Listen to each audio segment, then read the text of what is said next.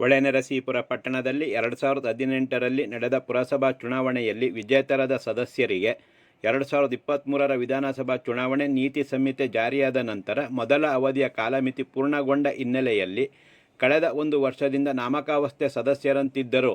August 5ರ ಸೋಮವಾರ ಎರಡನೇ ಅವಧಿಗೆ ಅಧ್ಯಕ್ಷ ಹಾಗೂ ಉಪಾಧ್ಯಕ್ಷ ಸ್ಥಾನಕ್ಕೆ ಮೀಸಲಾತಿ ಪಟ್ಟಿ ಪ್ರಕಟಗೊಂಡಿದ್ದು ಸದಸ್ಯರಲ್ಲಿ ನವ ಚೈತನ್ಯವನ್ನು ಮೂಡಿಸಿದೆ.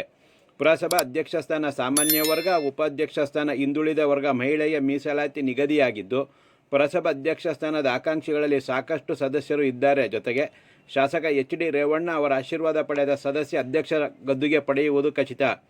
ಮಾಜಿ ಪ್ರಧಾನಿ ಎಚ್.ಡಿ. ದೇವೇಗೌಡ ಆಶೀರ್ವಾದದಿಂದ 80ರ ದಶಕದಲ್ಲಿ ಆರ್ಯವೈಶ್ಯ ಜನಾಂಗದ ಎಚ್.ಆರ್. ಸುಬ್ಬರಾಯ ಶೆಟ್ಟಿ ಅಧ್ಯಕ್ಷರಾಗಿ ನಿವೃತ್ತರಾಗಿದ್ದರು. ಕಳೆದ 30 ವರ್ಷಗಳಿಂದ ಆರ್ಯವೈಶ್ಯ ಜನಾಂಗದ ಸದಸ್ಯರು ಚುನಾವಣೆಯಲ್ಲಿ ವಿಜೇತರಾಗುತ್ತಿದ್ದರು.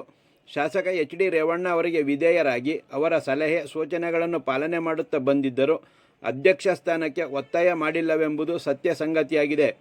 ಪುರಸಭಾ ಸದಸ್ಯರಲ್ಲಿ ಆರ್ಯವೈಶ್ಯ ಜನಾಂಗದ ಕೆ. ಶ್ರೀಧರ್ ಅವರು ಹಿರಿಯ ಸದಸ್ಯರಾಗಿದ್ದಾರೆ. 1992ರಲ್ಲಿ ಪ್ರಥಮ ಬಾರಿಗೆ ಪುರಸಭಾ ಸದಸ್ಯರಾಗಿ ಪ್ರವೇಶ ಪಡೆದು ಒಟ್ಟು 3 ಅವಧಿಗೆ ಸದಸ್ಯರಾಗಿದ್ದಾರೆ. ಇವರು ಕೆ. ಶ್ರೀ ವಾಸವಾಂಬ ಕೋಆಪರೇಟಿವ್ ಬ್ಯಾಂಕಿಗೆ 5 ಸಲ ಅಧ್ಯಕ್ಷರಾಗಿದ್ದಾರೆ, ಡಿಸಿಸಿ ಬ್ಯಾಂಕಿಗೆ 2 ಸಲ ಅಧ್ಯಕ್ಷರಾಗಿದ್ದಾರೆ ಹಾಗೂ ವರ್ತಕರ ಸಂಘದ ಅಧ್ಯಕ್ಷರಾಗಿ ಕಳೆದ 10 ವರ್ಷಗಳಿಂದ ಸೇವೆ ಸಲ್ಲಿಸುತ್ತಿದ್ದಾರೆ ಮತ್ತು ವರ್ತಕರ ಪ್ರತಿನಿಧಿಯಾಗಿ ಎಪಿಎಂಸಿ ಮಾರುಕಟ್ಟೆ ಸಮಿತಿಯಲ್ಲಿ 4 ಸಲ ನಿರ್ದೇಶಕರಾಗಿದ್ದಾರೆ. ಶಾಸಕ ಎಚ್.ಡಿ. ರೇವಣ್ಣ ಅವರಿಗೆ ವಿಧೇಯರಾಗಿ ಅವರ ಸಲಹೆ ಸೂಚನೆಗಳನ್ನು ಪಾಲನೆ ಮಾಡುತ್ತಾ ಕಳೆದ 30ಕ್ಕೂ ಹೆಚ್ಚು ವರ್ಷಗಳಿಂದ ಅವರ ವಿಶ್ವಾಸಕ್ಕೆ ಪಾತ್ರರಾಗಿದ್ದಾರೆ. ಇದರ ಹಿನ್ನೆಲೆಯಲ್ಲಿ ಕೆ. ಶ್ರೀಧರ್ ಅವರಿಗೆ ಪುರಸಭೆ ಅಧ್ಯಕ್ಷ ಸ್ಥಾನ ದೊರೆಯುವ ಸಾಧ್ಯತೆ ಹೆಚ್ಚಿದೆ.